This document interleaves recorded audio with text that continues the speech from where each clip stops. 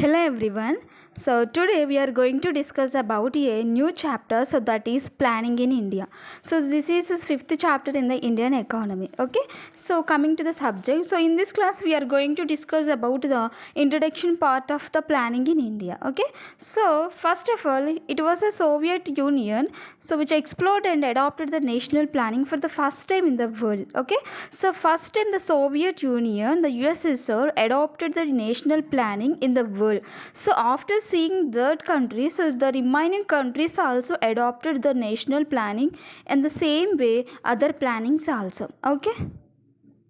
So after a long period of debate and discussion in the USSR, so the first Soviet plan was commenced. It means it started in 1928 for a period of 5 years. Okay, so actually this type of the planning was 5 years. Okay, so 5 years they commenced as one plan. Okay, so that is in 1928 they adopted and that they were commenced. Okay.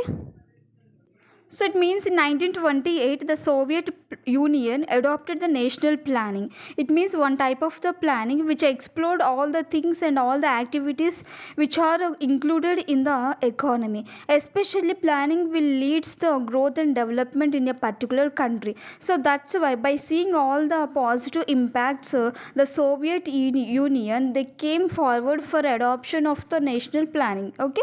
So after 19 itself, it means before 1928 or after 1928 also, rest of the world was not fully aware of the modus operandi. Here the modus operandi is nothing but a particular way or method of doing something in a economy or in a particular country, that is known as modus operandi. Okay. So there was not fully aware. It means a country didn't know about the operation or a modus operandi of a development planning till 1930s. It means whenever the Soviet Union adopted the national planning in 1928 itself only. So but before this union, there was no economic planning. Okay. So it was the exodus of the East European economies to Britain and the United States in 1920s and 1930s that made the world aware as to what economic and national planning was all about. Okay, especially here the exodus of the East European economists. So here the exodus is nothing but a history of economics of the East European economists.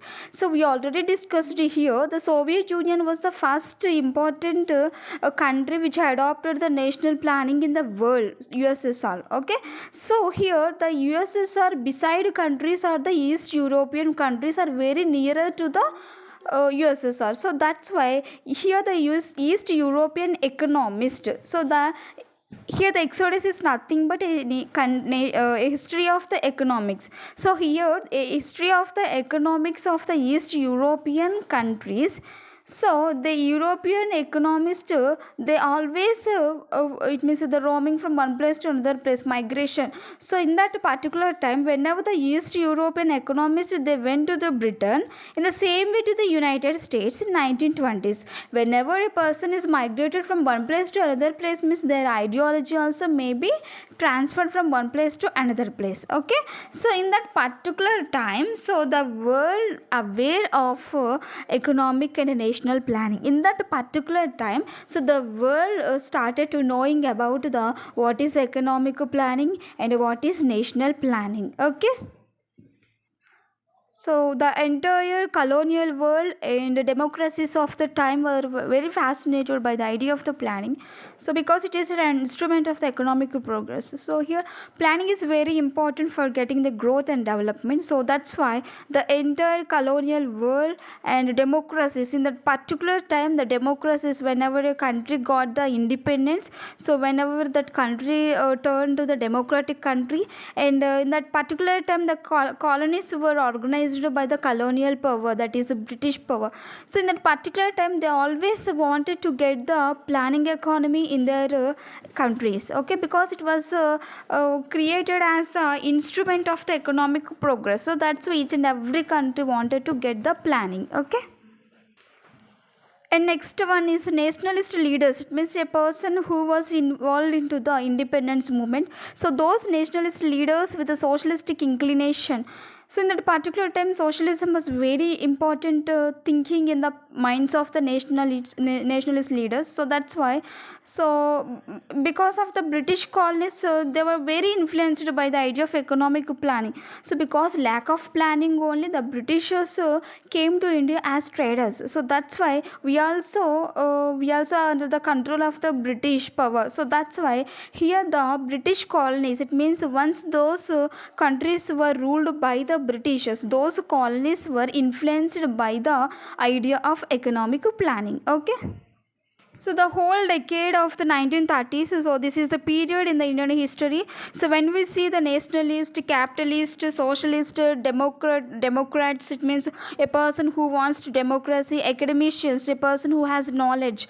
Nationalist means a person who always fighting with others, especially for getting the independence.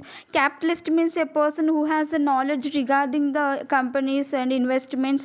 Socialist is nothing but giving equal importance to all the persons, and so these persons are always advocating for the especially for getting the economic planning in India. So at one point or another point, whatever it may be, whatever the discussion they are discussing, whatever the point they are talking, but at any time, so this type of the economic planning was an idea and evolved in the 1930s decade. Okay.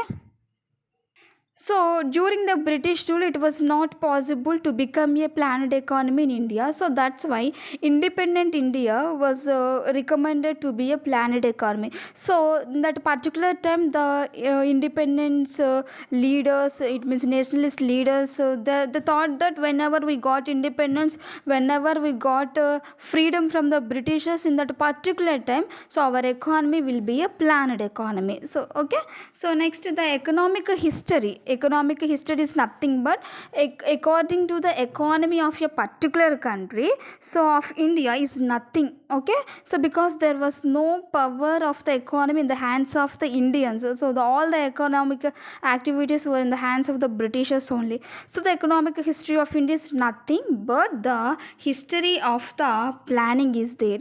So the all the information will be given only in the history of planning only, because whenever we got independence, in that particular time we adopted the planning system. Before independence also, it means 1938 itself only, so we thought about the planning. Okay. So that's why our economic history is history of planning. Okay. So if the reforms, we completed the planning commission, and in 1991, especially 1991 is a turning point for the India. So in that particular time, economic reforms were started in India. So all the humble suggestions, all the very knowledgeable suggestions regarding the contours of the reforms were very much outlined by the planning commission. In that particular time, the planning commission was there. So in 1950, so we adopted the planning commission. So in that particular time 1991, so we adopted the economic reforms. So in that particular economic reforms, they suggested so many things, activities. Okay. So these are very outlined by the planning commission. Okay.